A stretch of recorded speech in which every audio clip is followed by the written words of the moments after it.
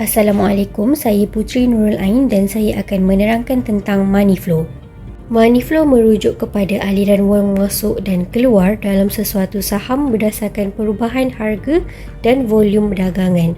Indikator ini digunakan untuk mengenal pasti tekanan pembelian, tekanan penjualan serta kekuatan trend pasaran. Secara amnya, apabila aliran wang masuk meningkat, harga saham cenderung untuk naik. Sebaliknya, apabila aliran wang keluar meningkat, harga saham cenderung untuk menurun.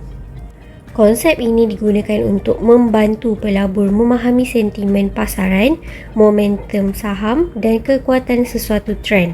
Money flow berkembang daripada analisa, volume dan pergerakan harga saham. Selain itu, konsep money flow juga digunakan dalam beberapa indikator teknikal seperti Chaikin money flow index dan accumulation distribution line. Pengiraan bermula dengan typical price iaitu purata harga tertinggi, harga terendah dan harga penutup sesuatu saham. Seterusnya, typical price didarab dengan volume dagangan untuk mendapatkan nilai money flow. Jika harga saham meningkat bersama volume yang tinggi, ia menunjukkan positif money flow. Sebaliknya, jika harga saham menurun bersama volume yang tinggi, ia menunjukkan negatif money flow.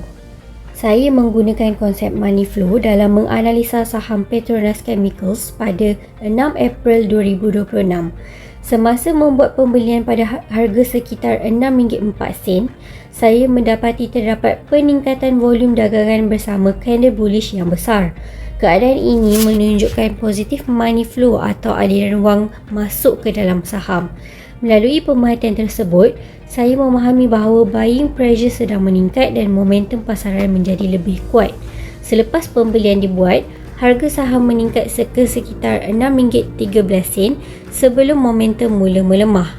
Oleh itu, money flow membantu saya mengenal pasti peluang entry dan memahami perubahan sentimen pasaran. Saya menggunakan konsep money flow dalam menganalisa saham EcoShop Marketing Berhad pada 7 April 2026. Semasa membuat pembelian pada harga sekitar RM1.26, saya mendapati selling pressure semakin lemah dan harga mula stabil di kawasan support. Selain itu, volume dagangan masih aktif walaupun harga mengalami penurunan sebelum itu. Melalui pemerhatian terhadap money flow, saya memahami bahawa aliran keluar wang semakin berkurang dan pembeli mula memasuki pasaran secara perlahan. Selepas pembelian dibuat, harga saham meningkat ke sekitar RM1.29 dan memberi keuntungan jangka pendek. Oleh itu, money flow membantu saya mengenal pasti peluang entry dan memahami perubahan momentum pasaran. Saya menggunakan konsep money flow dalam pelaburan saham Petronas Chemical dan EcoShop bagi melihat buying pressure dan selling pressure berdasarkan pergerakan harga serta volume dagangan. Bagi saham Petronas Chemicals, saya membeli pada harga sekitar RM6.04 selepas melihat peningkatan volume bersama candle bullish yang besar. Ini menunjukkan positif money flow dan buying pressure yang kuat. Selepas pembelian dibuat, harga saham meningkat sehingga sekitar RM6.13. Bagi saham EcoShop pula, saya membeli pada harga sekitar RM1.26 apabila selling pressure semakin lemah dan harga mula stabil di kawasan support. Selain itu, harga saham meningkat ke sekitar RM1.29 yang menunjukkan money inflow mula masuk semula ke dalam pasaran. Secara keseluruhannya, money flow membantu saya memahami momentum pasaran serta mengenal pasti peluang entry dan exit berdasarkan volume dan pergerakan harga saham. Namun, indikator ini lebih berkesan apabila digabungkan dengan support dan resistance, candlestick dan trend analysis.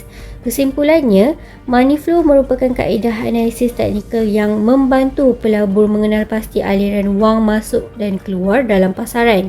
Penggunaan dalam saham Petronas Chemical dan EcoShop membantu saya memahami buying pressure, selling pressure dan momentum pasaran dengan lebih jelas sebelum membuat keputusan pelaburan.